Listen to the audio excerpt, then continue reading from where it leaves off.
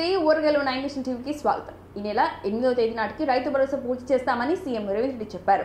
మొత్తం 69 లక్షల రైతుల్లో ఇప్పటివరకు 65 లక్షల మంది ఖాతాల్లో పంట సాయం డబ్బులు జమ చేశామని, 4 లక్షల మందికి నెల 8వ తేదీ నాటికి పూర్తి చేస్తామని చెప్పారు. ఇవాళ కొత్తగూడెంలో జరిగిన జనజాతర సభలో సీఎం మాట్లాడుతూ 9వ తేదీ నాడు కేసీఆర్ అమరవీరుల స్తూపం వద్దకు రావాలని, బకాయిలుంటే తాను ముక్కు నేలకు రాస్తానని, లేకుంటే కేసీఆర్ ముక్కు నేలకు రాయాలని సీఎం రేవంత్ రెడ్డి సవాల్ విసిరారు. రేవంత్ రెడ్డి కేసీఆర్ను ఉద్దేశించి మాట్లాడుతూ, సన్నాసి, దద్దమ్మ, దిక్కుమాలనుడు మతి భ్రమించి మాట్లాడుతున్నావా, మందేసి మాట్లాడుతున్నావా అని ఆయన అన్నారు. నువ్వు 7 లక్షల కోట్లు అప్పు చేసి పోతే మా బట్టి విక్రమార్క గట్టోడు కాబట్టి ప్రతి నెల 1వ తారీఖునానే జీతాలు ఇస్తుండు. నువ్వు చేసిన అప్పులకు కిస్తీలు వడ్డీలు కడుతుండు. అప్పులపాలు చేసి నువ్వు రైతు బంధు రాలేదా అని ప్రశ్నిస్తున్నావా అని ఆయన అన్నారు. సిద్దిపేట్ శనీశ్వర్ రాజీనామా పత్రం జేబులో పెట్టుకుని తిరుగుతుండు.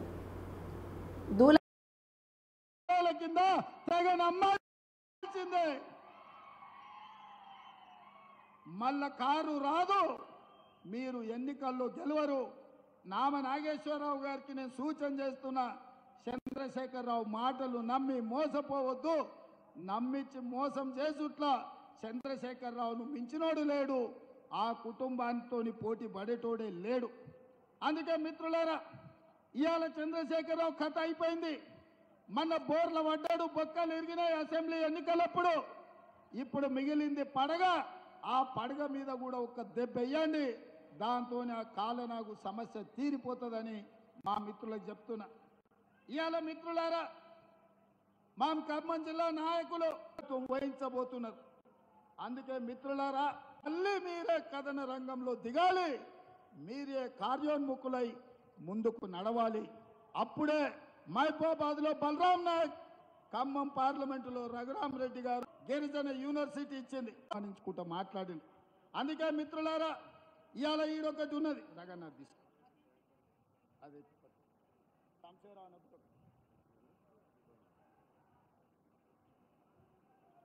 నువ్వు ఒకటి తీసుకున్నా.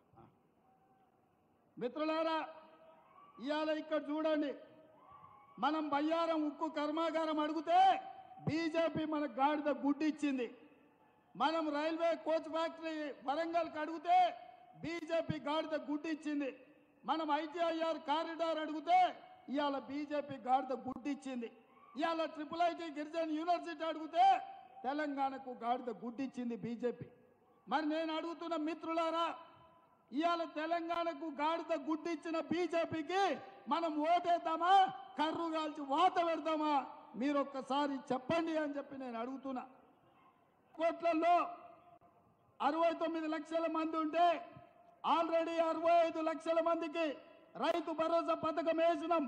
మిగతా 4 లక్షలకు ఈ నెల 8 తారీఖు లోపల ప్రతి చివరి రైతు వరకు, ఆఖరి వరకు ఉన్న వాళ్ళకు అందరికీ రైతు భరోసా పథకాన్ని, మిగిలిన బకాయిలను చెల్లించే బాధ్యత మాది. ఒక పక్కన జీతాలు ఇచ్చుకుంటూ అంగన్వాడీ వర్కర్లు, ఆశా వర్కర్లు, బడులలో మధ్యాహ్నం భోజనం వండే వర్కర్స్ నుంచి ప్రతి వాళ్లకు ప్రతి నెల 1వ తారీఖు నాడు జీతాలు ఇస్తూ నువ్వు నెత్తి మీద పెట్టి నేను అడుగుతున్నా. ఆయన సిగ్గులేనోడు, ముక్కెట్లాగింత పొడుగుంది, రాస్తాడు. ఏంటంటే రాస్తే కొంచెం అరిగితే పోయేదే ఉంది, చేసే బాధ్యత నేను తీసుకుంటా. నువ్వు మాట మీద ఉండే మనిషివే అయితే దూలం లెక్క పెరిగిండు, కానీ దూడకున్న బుద్ధి కూడా హరీష్ రావుకు లేదు. పిల్లి శాపనార్థాలకు కుట్టిది ఎగిపడదు అన్నట్టు రైతు భరోసా పుల్లనన్న పెడితే ఓట్లు వస్తాయేమో, విద్యుత్ కోతలని అబద్ధాలు చెప్తే కోతల రాయుడి కింద కోస్తే ఏమైనా ఓట్లు వస్తాయేమో, ఆసరా పెన్షన్ వస్తలేదని అబద్ధాలతో బతకాలని అనుకుంటున్నాడు. నీకే అవకాశం లేదు చంద్రశేఖరరావు, నీ పని అయిపోయింది. నీకు దింపుడు గల్ల ఆశ కూడా ఉపయోగం లేదు. నాడు పేపర్లో ప్రముఖంగా తాటికాయంత అక్షరాలతో వచ్చింది. ఇన్నాళ్ళు నేను చెప్పింది కదా, అబద్ధాలు ఓటు మన రిజర్వేషన్ల మీద పోటుగా మారుతుంది. రాష్ట్రంలో పవర్ కట్ లేవని, నిరంతరాయంగా కరెంటు సరఫరా చేస్తున్నామని డిప్యూటీ సీఎం బట్టి విక్రమార్క స్పష్టం చేశారు. ఎన్నికల్లో లబ్ధి కోసం కరెంటు కోతల పేరుతో బీఆర్ఎస్ నేతలు నాటకాలు ఆడుతున్నారని మండిపడ్డారు. సోషల్ మీడియాలోని లేనిపోని అబద్ధాలు ప్రచారం చేస్తూ ప్రజలను తప్పుదోవ పట్టించే ప్రయత్నం చేస్తున్నారని వెల్లడించారు. రాజకీయంగా పబ్బం గడుపుకోవడానికి బీఆర్ఎస్ నేతలు అసత్య ప్రచారాలు చేస్తున్నారని ఆయన అన్నారు. రాష్ట్రంలో నిరంతరాయంగా విద్యుత్ సరఫరా చేస్తున్నామని పేర్కొన్నారు. గత బీఆర్ఎస్ ప్రభుత్వం హయాంలో 2022 డిసెంబర్ నుంచి 2023 ఏప్రిల్ వరకు మొత్తం 36,207 మిలియన్ యూనిట్ల విద్యుత్ సరఫరా జరగగా కాంగ్రెస్ ప్రభుత్వం అధికారంలోకి వచ్చాక 2023 డిసెంబర్ నుంచి 2024 ఏప్రిల్ 30 తేదీ వరకు 38,155 మిలియన్ యూనిట్ల కరెంట్ను సరఫరా చేశామని తెలిపారు. ఒకే రోజు గరిష్టంగా 15,497 మెగావాట్లు పీక్స్ డిమాండ్ విద్యుత్ను సరఫరా చేసి చరిత్ర తమ ప్రభుత్వదని బట్టి విక్రమార్క పేర్కొన్నారు. మిత్రులు కోడెం వీరయ్య గారు గత శాసనసభ ఎన్నికల సందర్భంలో కాంగ్రెస్ పార్టీ మిత్రపక్షంగా ఉన్నటువంటి సిపిఐ పార్టీకి కోనంనేని సాంబశివరావు గారికి కాంగ్రెస్ పార్టీ అభ్యర్థిగా మనం ఇక్కడ మద్దతు ఇస్తే అత్యధిక భారీ మెజారిటీతో గెలిపించినటువంటి మీ అందరికీ మరొక్కసారి నా హృదయపూర్వకమైనటువంటి ధన్యవాదాలు తెలియజేస్తూ రాబోయే లోక్సభ ఎన్నికల్లో కూడా సంస్థ కూడా ఇదే ప్రాంతంలో హెడ్ క్వార్టర్లో ఉన్నటువంటి విషయం మీ అందరికీ తెలిసింది. మీ అందరికీ నేను ఒకటే విజ్ఞప్తి చేస్తా ఉన్నాను. సింగరేణికి సంబంధించినటువంటి మూసివేసినటువంటి కొన్ని కాలం చెల్లినటువంటి థర్మల్ పవర్ స్టేషన్ సంబంధించి వందలాది ఎకరాలు వర్గం మొత్తం కూడా సింగరేణి పరిసర ప్రాంతాల్లో ఉన్నటువంటి ఏ ఒక్క బొగ్గు బాయిలు కూడా సింగరేణి కాకుండా వేరే ప్రైవేటు వ్యక్తులకి పోయేటట్టుగా చేయం.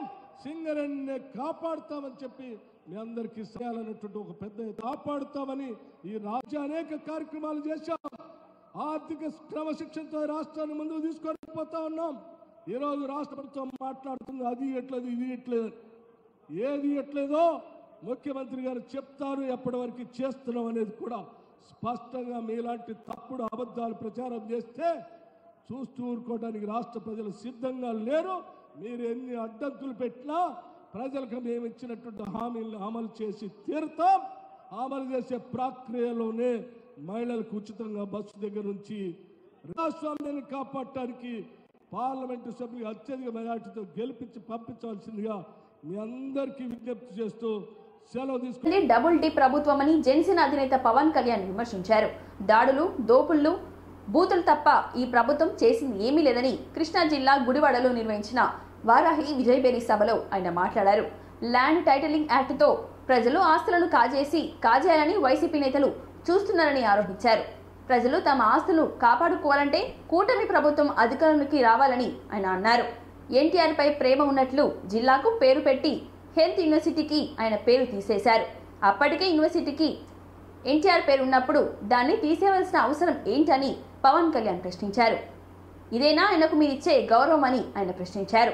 తెలుగు ప్రజలకు ఉనికి తెచ్చిన గొప్ప వ్యక్తి అని వైఎస్ఆర్ రాజశేఖర రెడ్డి తగ్గించడం లేదు, కానీ ఆయన కంటే ముందు చాలా మంది మహానుభావులు వచ్చారని పవన్ కళ్యాణ్ తెలిపారు.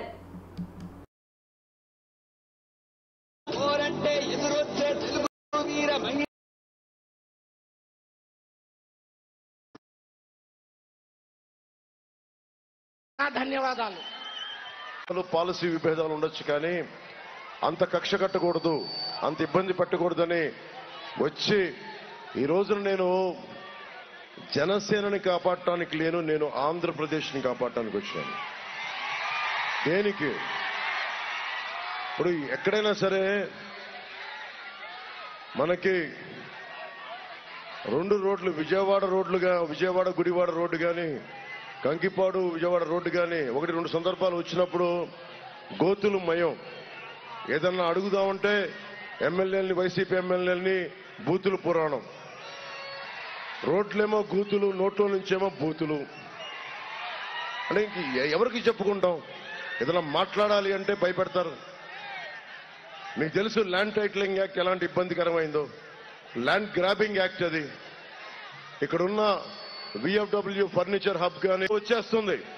ఎంత మెజారిటీతో వస్తుంది అనేది ప్రశ్న తప్ప కూటమి ప్రభుత్వం, తెలుగుదేశం, జనసేన, భారతీయ జనతా పార్టీ కూటమి ప్రభుత్వం చేస్తుంది. అది సాగునీరు, అమ్మ ఇంటింటికి రక్షిత మంచినీరు ఇస్తానని చెప్పాడు. ఒకవైపు మనకి ఆక్వా సాగు డబ్బులు కావాలి, కానీ మొత్తం విషమయమైపోయిన మన నీళ్లన్నీ రక్షిత మంచినీటిగా సరైన సాగు జరగట్లేదు. నోరు పారేసుకునే ఎమ్మెల్యేకి నోరు కట్టడి చెయ్యాలి అంటే మనకి వెనిగేళ్ల రాము గారు ఎమ్మెల్యే అభ్యర్థిగా ఉండాలి. ఇప్పుడు నాకు నాని పాల్కీవాల గారు ఉన్నారు. అంత మాత్రాన మాట ఇస్తారు. ఈ ప్రభుత్వం డబుల్ డి ప్రభుత్వం. కేంద్రాన్ని విడిచి ఎక్కడికి పారిపోతాం మనం? జగన్ చూసి భయపడాలా? వైసీపీ గుండాలను చూసి భయపడాలా? ఎంతకాలంకి అధికారం వస్తుందో నాకు తెలీదు. 2009లో అప్పటి పార్టీ ప్రస్థానం వైఎస్ జగన్ వచ్చాడు. అందరినీ బెదిరిస్తాడు. ఎక్కడెక్కడి నుంచో కూర్చొని కిరాయి ముక్కలను తీసుకొస్తాడు. బ్లేడ్ బ్యాచ్ అంటాడు, దాడులు గ్యాంగ్ అంటాడు. ఏదైనా మాట్లాడితే ఎస్సీ ఎస్టీ అట్రాసిటీ కేసులు, ఫాల్స్ కేసులు పెట్టిస్తాడు. ఎస్సీ ఎస్టీ అట్రాసిటీ ప్రజలపైన ఎస్సీ ఎస్టీ అట్రాసిటీ కేసులు పెట్టిస్తాడు. బీసీల మీద దాదాపు 8,000 కేసులు పెడతారు. వైఎస్ జగన్ గుర్తుపెట్టుకోవాల్సింది, ఈ నేల ఉంది అంటే ఒక పొట్టి శ్రీరాములు గారు వైశ్య కులానికి చెందిన పొట్టి శ్రీరాములు ఆత్మ బలిదానం చేస్తే ఈ నేల వచ్చింది. అది మర్చిపోకూడదు వైఎస్ జగన్.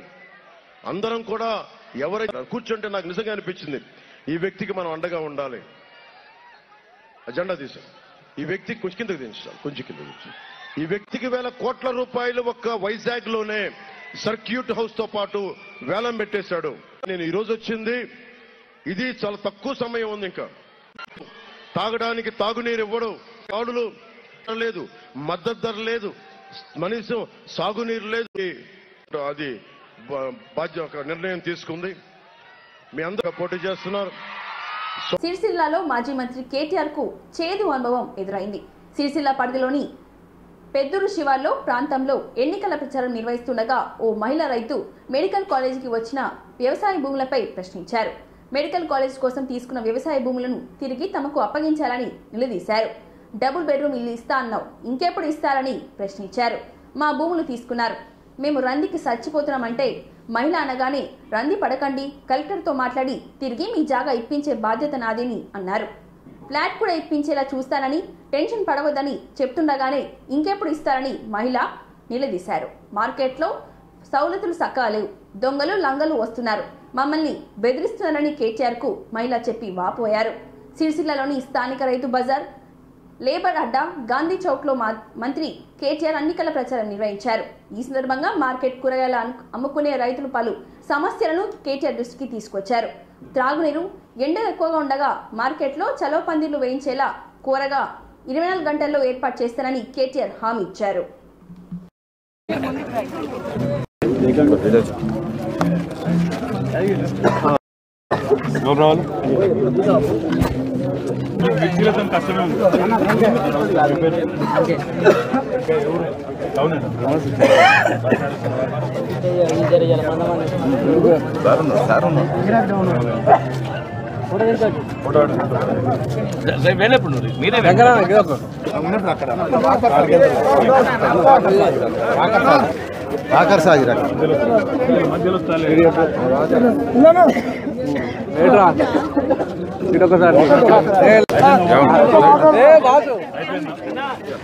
ఒక మంచి విద్యావంతుడు వినోద్ కుమార్ గారు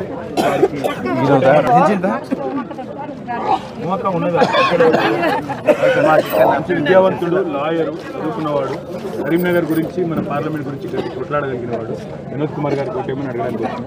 దయచేసి మరి ఓటేయండి. సిరిసిల్లను కొంత అభివృద్ధి చేసుకున్నాం, ఇప్పుడు కొంత చేసుకునేది లేదు. ఎంపీ గారు కూడా నాకు తోడైండి అనుకో, ఇంకా మంచిగా పనిచేయచ్చు. దయచేసి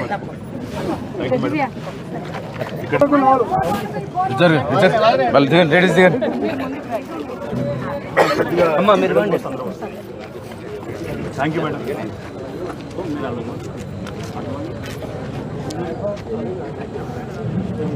థ్యాంక్ యూ. బాగా సీరియస్ ఉన్నారు.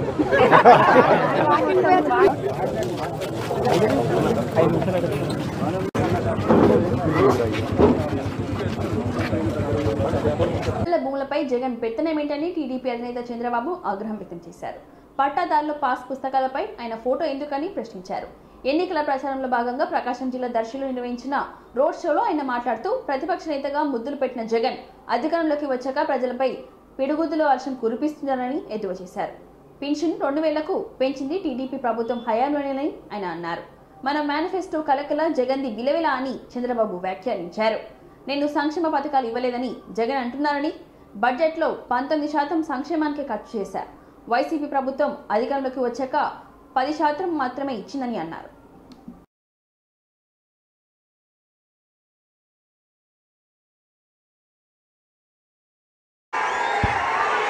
అందరికీ నమస్కారం.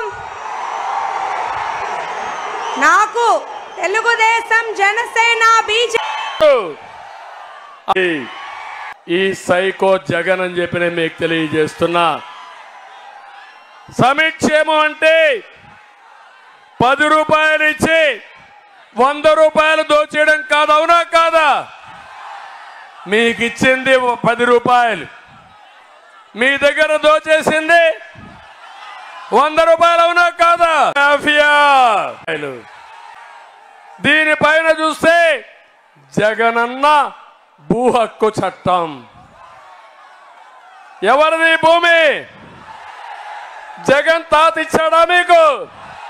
వాళ్ళ నాన్న ఇచ్చాడా మీకు?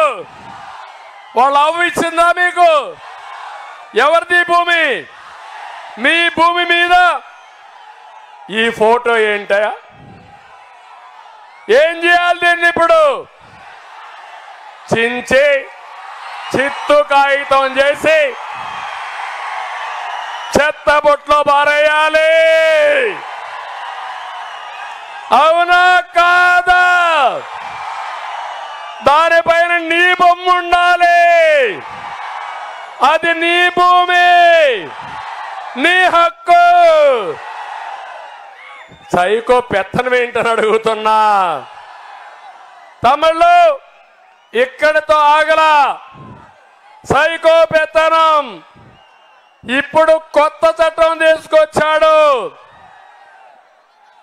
ఏదైతే పట్టాదారు పాస్ పుస్తకం లేదు, 10(1) లేదు, అడంగల్ లేదు, అన్ని రద్దు చేసి ఆయన పేరుతో ఆన్లైన్లో పెట్టుకుంటా అంట మీ భూములన్నీ. ఇంకో పక్క ఇప్పుడు తెలగ సైకో అవినాష్ రెడ్డికి ఎంపీ ఇచ్చాడు.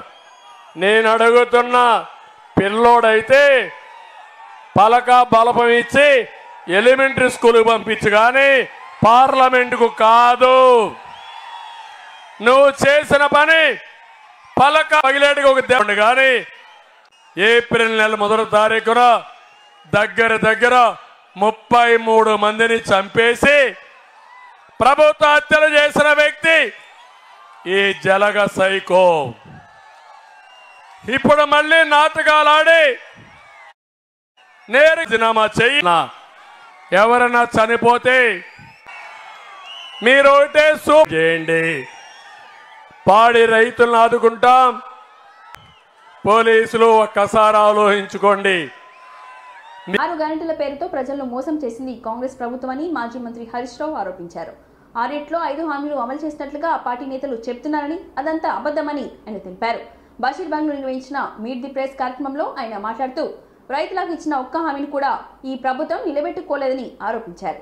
కాంగ్రెస్ పార్టీ ఇచ్చిన బాండ్ పేపర్ బౌన్స్ అయిందని హరీష్ రావు తెలిపారు. ఆ పార్టీని ఎన్నికల్లో శిక్షించవలసిన అవసరం ఉందని అన్నారు. సీఎం హోదాలో రేవంత్ చేస్తున్న వ్యాఖ్యలు రాష్ట్రం పరువు తీస్తున్నాయని విమర్శించారు. ఆయన మాటల్లో పగ, ప్రతీకారమే కనిపిస్తుందని వ్యాఖ్యానించారు హరీష్ రావు. బీఆర్ఎస్ హయాంలో పంటకు పెట్టుబడి సాయాన్ని సకాలంలో అందించాం, కానీ ఇప్పుడు పంట చేతికొచ్చినా పెట్టుబడి సాయం మాత్రం రైతులకు అందడం లేదని హరీష్ రావు అన్నారు. పార్లమెంట్ ఎన్నికల సందర్భంగా పార్లమెంటరీ లాంగ్వేజ్ తో రేవంత్ రెడ్డి గారు రెచ్చిపోతా ఉన్నారు. దీన్ని ఇలా ప్రజలు నచ్చట్లేదు. ఇవాళ మీరు చూడండి, రేవంత్ రెడ్డి గారి భాష కానీ బాడీ లాంగ్వేజ్ కానీ ఇవాళ రాష్ట్రం యొక్క పరువు తీసే విధంగా, అరే తెలంగాణ రాష్ట్ర ముఖ్యమంత్రి ఇట్లా మాట్లాడతాడా, ఇదేం భాష అని ప్రజలు అసహ్యించుకుంటున్నారు. ఒక ముఖ్యమంత్రి గారు మాట్లాడే భాష వల్ల రాష్ట్రం యొక్క గౌరవం తగ్గే విధంగా ఇవాళ రేవంత్ రెడ్డి గారి వ్యవహార శైలి, ఆయన భాష ఉన్నది. ఆయన అంటారు, రాష్ట్రంలో తెలంగాణ సాధించిన కేసీఆర్ను 10 ఏళ్లు ముఖ్యమంత్రిగా పనిచేసిన కేసీఆర్ గారిని పట్టుకొని నీ పేగులు తీసి మెడలేసుకుంటాను ఒక ముఖ్యమంత్రి గారు మాట్లాడొచ్చునా? నీ కనుగుడ్లు తీసి గోటీలాడుతా అని చెప్పి ఇవాళ రేవంత్ రెడ్డి గారు ఆ భాష వాడడాన్ని ఇవాళ తెలంగాణ ప్రజలు అనుకుంటున్నారు. నువ్వు ఆయన బట్టలు ఉడబిక్తా, డ్రాయర్ ఉడబిక్తా అని ఒక ముఖ్యమంత్రి తెలంగాణ సాధించిన అంత సీనియర్ నాయకుడు, ఆయన వయసును కూడా గౌరవించకుండా, ఆయన సీనియారిటీని గౌరవించకుండా నువ్వు మాట్లాడితే is it fair on your part? Is it the way you are ruling the state? అంటే ఇవాళ రాష్ట్రంలో యువతకు కానీ రేపటి తరం రాజకీయ నాయకులకు నువ్వు ఇచ్చే సందేశం ఏంది? ఇవాళ రాష్ట్ర ప్రజలు దాన్ని ఒప్పుకునే పరిస్థితులు లేవు. ఇలా కేసీఆర్ గారి పట్ల కానీ, మీరు వాడుతున్న భాష పట్ల, మీ యొక్క బాడీ లాంగ్వేజ్ పట్ల, నీ యాటిట్యూడ్ పట్ల ఇలా రాష్ట్ర ప్రజలు తప్పకుండా తగిన గుణపాఠం చెప్పేటువంటి పరిస్థితుల్లో ఇలా ప్రజలు ఆలోచిస్తూ ఉన్నారు. ఎందుకంటే ఆయన ప్రయత్నం వల్ల కూడా మీరు చూస్తే కేసీఆర్ గారు ఏం చేస్తే దాన్ని రివర్స్ చేసే ఆలోచనలో ఉన్నాడు. ఇలా కొత్త జిల్లాలు ఏర్పాటు చేసి పరిపాలన వికేంద్రీకరణ జరిగితే ఈడంటాడు జిల్లాలు తీసేస్తా అంటాడు. ఏ జిల్లా తీస్తావు? జిల్లాలు తీస్తే ప్రజలు ఊరుకుంటారా? జిల్లాలు తీయడం ద్వారా నువ్వు ఏం మెసేజ్ ఇవ్వాలనుకున్నావు? ఒక కొత్త జిల్లా వస్తే ఇలా భూపాలపల్లి జిల్లా వచ్చింది. అక్కడ ఏం బెనిఫిట్ వచ్చింది? అక్కడ ఒక మెడికల్ కాలేజ్ వచ్చింది, ఒక జిల్లా ఆసుపత్రి వచ్చింది. జిల్లా రావడం ద్వారా ఉన్నత అధికారులు వచ్చి అక్కడ అడ్మినిస్ట్రేషన్ ఫోకస్ రావడం ద్వారా ప్రజలకు పరిపాలన దగ్గరగా వచ్చింది. దాన్ని తీసేయాలనుకుంటున్నారా మీరు? ఇలా ఒక నాగర్ కర్నూలు, ఒక భూపాలపల్లి, ఒక ములుగు జిల్లా, ఒక ట్రైబల్ డిస్ట్రిక్ట్స్, ఇలాంటి గద్వాల్ లాంటి ప్రాంతం, అక్కడ ఇలా పరిపాలన ప్రజలకు దగ్గరగా వచ్చి ప్రజలకు మేలు జరుగుతూ ఉంటే నేను జిల్లాలు తగ్గిస్తా, కమిషన్ వేస్తా అని రేవంత్ రెడ్డి గారు మాట్లాడడం అంటే ఇది విపక్షాలను గొంతు నొక్కి ప్రతిపక్ష కార్యకర్తల మీద అక్రమ కేసులు పెట్టి భయభ్రాంతులకు గురి చేసి నువ్వు ప్రజాపాలన చేస్తున్నా అని ఎవరి చెవుల్లో పువ్వులు పెడతా ఉన్నారు. ఇవన్నీ కూడా ఇలా ప్రజలు గమనిస్తూ ఉన్నారు. గతంలో నువ్వేమన్నావు? పార్టీలు మారే వాళ్ళని రాళ్లతో కొట్టి చంపాలని మాట్లాడినావు, రాళ్లతో కొట్టాలన్నావు. ఇవాళ ఏం చేస్తుండ్రు? ఇవాళ అప్పుడేమో ప్రవచనాలు చెప్పిండు పార్టీలు మారే వాళ్ళను రాళ్లతో కొట్టాలని. ఆ ప్రవచనాలు చెప్పిన రేవంత్ రెడ్డి ఇలా ఎడాపెడా కండువాలు కప్తూనే ఉన్నాడు. 8 సీట్లలో బీజేపీ గెలిచే విధంగా కాంగ్రెస్ సహకరిస్తుంది. విషయాలు ప్రజలకు అర్థమైనవి. 2 పార్టీలకు ప్రజలు బుద్ధి చెప్తారు. మీరు అంతర్గత చీకటి ఒప్పందాలు చేస్తే గాని బీజేపీ మరి ఆ రెడ్డి గారి తీరు చూసిన తర్వాత రాష్ట్రంలో పెట్టుబడిదారులు ఇలా పునరాలోచనలో పడ్డారు. మీకు పరిచయ హుకుమత్ మే దూసరీ బార్ దోయి బీఆర్ఎస్ ఎప్పటికీ కూడా అని అంటే దాన్ని ఎట్లా లేదు. మేము సంజయ్ గారు గుడ్ క్వశ్చన్ टकरा लेना है, कौन सा पार्टी ले सकता है? आप लोग सोच के पार्लियामेंट वाइज सोच के भी आपका निर्णय होना चाहिए. మెదక్ పార్లమెంట్ అభ్యర్థి వెంకటరామరెడ్డి ప్రచారంలో భాగంగా దుబ్బాక నియోజకవర్గంలో దౌలతాబాద్ మండలంలోని తిరుమలాపూర్ గ్రామంలో ఇంటింటి ప్రచారం నిర్వహించిన దుబ్బాక సమన్వయకర్త శ్రీనివాస్ గౌడ్. ఈ సందర్భంగా ఆయన మాట్లాడుతూ ఏ ఇంటికి వెళ్లినా ప్రజల నుండి అనూహ్య స్పందన వస్తుందని, కారు గుర్తుకే ఓటు వేసి మెదక్ అభ్యర్థి వెంకటరామరెడ్డిని అధిక మెజారిటీతో గెలిపించుకుంటామనే మాట ప్రతి నోట వింటున్నామని శ్రీనివాస్ గౌడ్ తెలిపారు. 100 కోట్లతోని కుటుంబ ఆస్తిని ఒక ట్రస్ట్ పెట్టి పేద ప్రజలకు చదివిస్తానని విషయాన్ని వెళ్లే ముందు చెప్తున్నామని అన్నారు. ఏ రాజకీయ నాయకుడైనా ఎమ్మెల్యే ఫండ్ రాదు, ఎంపీ ఫండ్ రాలేదు, గవర్నమెంట్ ఫండ్ రాలేదు, ప్రభుత్వ నిధులు తీసుకొచ్చి అభివృద్ధి చేస్తామని నాయకులు చూశాం. కానీ తన కుటుంబ ఆస్తిని మీద పేద ప్రజల కోసం 100 కోట్లు ఖర్చు పెట్టి చదివిస్తానని చెప్పడం ఇదే మొదటిసారి చూస్తున్నామని అన్నారు. మెదక్ ఎంపీ అభ్యర్థి వెంకటరామరెడ్డిని భారీ మెజార్టీతో గెలిపించుకుంటామని ధీమా వ్యక్తం చేశారు. ఈ కార్యక్రమంలో జెడ్పీటీసీ జ్యోతి, ఎంపీటీసీలు అధ్యక్షులు దేవేందర్, గ్రామ మాజీ సర్పంచ్ యాదవరెడ్డి, సీనియర్ నాయకులు నాగరాజు, నాయకుల కార్యకర్తలు తదితరులు పాల్గొన్నారు. ఇంటింటి డోర్ టు డోర్ ప్రచారం చేయడం జరిగింది. తిరుమలాపూర్ రాగానే ప్రతి ఇంటికి వెళ్ళి కేసీఆర్ పరిపాలన బాగుండేనా, ఇప్పుడు బాగుండేనా అనేది మేము అడుగుతుంటే చాలా అన్యూన్య స్పందన. కేసీఆర్ గారు ఉన్నప్పుడు మంచినీళ్ళు వస్తుండే, కరెంటు ఉంటుండే, 90 రోజులలో ఎన్నో హామీలు నెరవేరుస్తా అని ఈరోజు నెరవేర్చలేకపోతుండు.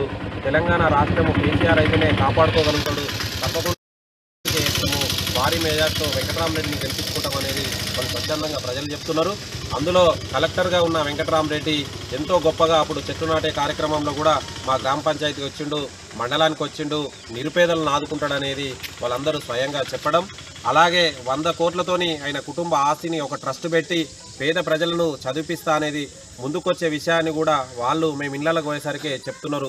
ఏ రాజకీయ నాయకుడు కూడా గవర్నమెంట్ ఫండ్ రాలేదు, ఎంపీ ఫండ్ రాలేదు, ఎమ్మెల్యే ఫండ్ రాలేదు, లేదు గవర్నమెంట్ నిధులను తీసుకొచ్చి అభివృద్ధి చేస్తామనే నాయకులను చూసినాం. కానీ తన కుటుంబ ఆస్తిని 100 కోట్లతో పేద ప్రజలకు చదువుల కోసం ఖర్చు పెడతామనే నాయకుడిని మొదటిసారిగా మేము వెంకటరామరెడ్డిని చూస్తున్నాం. తప్పకుండా ఆయనను భారీ మెజార్టీతో గెలిపించుకుంటాం. భారత పార్లమెంటులో ఇట్లాంటి నాయకుడే, ఒక ఐఏఎస్ చదువుకున్న నాయకుడే ఉంటేనే ఆ పరిపాలన బాగుంటుంది. తెలుస్తుంది కాబట్టి తప్పకుండా మేము వెంకటరామరెడ్డిని గెలిపిస్తామని ఈ తిరుమలాపూర్ యువకులు కూడా చెప్పడం జరిగింది. అలాగే మండలంలో మేము ఒక 2 టీంలుగా ఏర్పడి మా చైర్మన్ సాబ్ కానీ, సర్పంచ్ కానీ, ఎంపీటీసీ కానీ, మా సీనియర్ నాయకులు యాదవరెడ్డి కానీ, మా కన్నన్నలు కానీ, ఇక్కడున్న మా నాగరాజు కానీ బీజేపీ జిల్లా కార్యాలయంలో ఏర్పాటు చేసిన మీడియా మిత్రుల సమావేశంలో నల్గొండ పార్లమెంట్ అభ్యర్థి బీజేపీ శానంపుడి సైదిరెడ్డి మాట్లాడుతూ ఈ రోజు ఎక్కడికి పోయినా ఎవరితో మాట్లాడినా భారతీయ జనతా పార్టీ గెలుపు తథ్యమని, భారతీయ జనతా పార్టీ గెలుస్తుందని సత్యాన్ని జీర్ణించుకోలేక భయపడి అందరూ ఈ రోజు రకరకాలుగా మాట్లాడుతున్నారని అన్నారు. ఉత్తమ్ కుమార్ రెడ్డి ఎంపీగా గెలిచినాక కనబడకుండా పోయి ఇన్ఛార్జ్గా ఉన్నప్పుడు నల్గొండ కాంగ్రెస్ ఎంపీ అభ్యర్థిని గెలిపించుకుంటాడట. మీరు ఒక్కసారి ఆలోచించండి. 5 సంవత్సరాలు కాంగ్రెస్ ఎంపీగా ఉత్తమ్ కుమార్ రెడ్డి ఏమన్నా చేసిందా నల్గొండకు అని?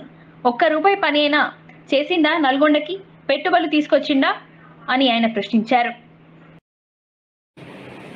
7 సెగ్మెంట్లో ఒక్కసారి కూడా కనపడని ఒక ఆయన ఇన్ఛార్జి ఉండి ఎంపీని గెలిపించుకుంటాడంట. ఇది చూడండి ఎట్లుందో. మీరు ఒక్కసారి ఆలోచించండి. 5 సంవత్సరాలు కాంగ్రెస్ ఎంపీకి ఉన్న ఉత్తమ్ కుమార్ రెడ్డి ఇవాళ ఇన్ఛార్జ్గా ఉన్న ఈ కాన్స్టిట్యున్సీకి ఏమన్నా చేసిండా? నల్లగొండకి ₹1 ఫండ్ తీసుకొని వచ్చిండా ఇక్కడ నల్లగొండకి? మీరు ఆలోచించండి. మన నల్లగొండ గురించి కానీ, నల్లగొండకి సమస్యల గురించి కానీ పార్లమెంట్లో ఒక్కసారైనా మాట్లాడిండా? ఆలోచించండి. ఒక్కసారి మాట్లాడి నాకు తెలుసు. అది కూడా పాలమూరు రంగారెడ్డికి అనుమతులు ఉన్నాయా అంటే నిర్మాణాలు అయ్యే వాటిని కానీకుండా చేయడానికి మాట్లాడింది తప్ప ఏ రోజు కూడా అభివృద్ధి కోసం మాట్లాడినోడు కాదు, అభివృద్ధి కోసం అడిగినోడు కాదు, చేసినోడు కాదు. అట్లాంటి వాళ్ళు ఈరోజు ఎంతసేపటికి వారసత్వ రాజకీయాల మీద తండ్రి పేరు చెప్పుకొని, తాతల పేరు చెప్పుకొని, కాంగ్రెస్ నిజమైన సంస్కృతి రాహుల్ గాంధీ దగ్గర నుంచి రఘువీర్ దాకా ఎంతసేపటికి మా తాతలు చేసిండు, మా నాన్నలు చేసిండ్రు తప్ప ఏది కూడా మేము ఇది చేస్తాం, మేము ఇది చేయలేస్తామని ఒక మాట చెప్పేది లేదు. విలేకరుల సాక్షిగా ఛాలెంజ్ చేస్తా ఉన్నాం. మీకు దమ్ము ధైర్యం ఉంటే 2 క్యాండిడేట్లు కానీ 3 క్యాండిడేట్లు కానీ మనం ఒక క్లోజ్ పత్రికా విలేకరుల సమావేశం పెట్టండి. ఈ నల్లగొండ జిల్లాకి, నల్లగొండ పార్లమెంట్కి మీరేం చేస్తారో చెప్పండి. మనం 3 మాట్లాడదాం.